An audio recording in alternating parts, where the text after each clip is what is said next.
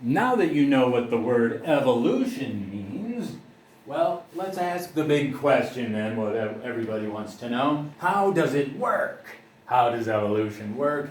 That is then the theory of evolution. So what is the theory of evolution? It is this, the modern synthesis. That's the name of the theory of evolution. Mostly people, they go around saying Darwinism. They think that's the theory of evolution. They are wrong.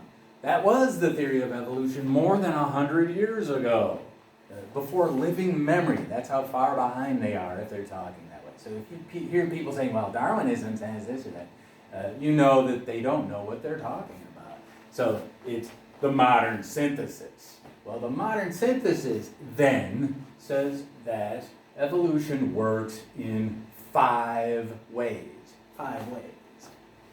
And I'll give you the first of those 5 ways, natural selection. I'm starting here because this was the first one that was known of and understood.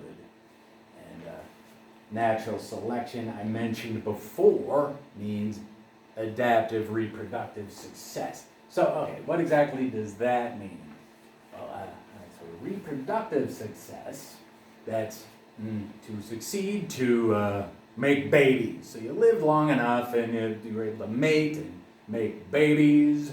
That was reproductive success. Especially then, if your babies went on to make babies and so on, from generation to generation. But there's a little more adaptive reproductive success. So the idea there is, well, I'll give an example, kind of silly example, giraffes. Well, long ago, maybe they were short-necked giraffes. Short-necked giraffes didn't do as well as the longer-necked giraffes at some point for some reason. Why? Because the trees were tall and the leaves were way up there. So it was an advantage to a longer neck. So the long-necked giraffes ate well and succeeded in reproducing, while the short-necked giraffes were less successful at reproducing until eventually there were no short-necked giraffes anymore. So you get the idea. Well, so reproductive success, depending on what's more an advantage in the environment, in the world in which you live.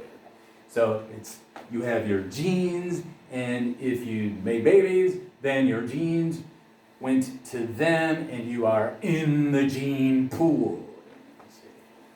And that's one of the 5 ways in which evolution works. That's just one of them, though.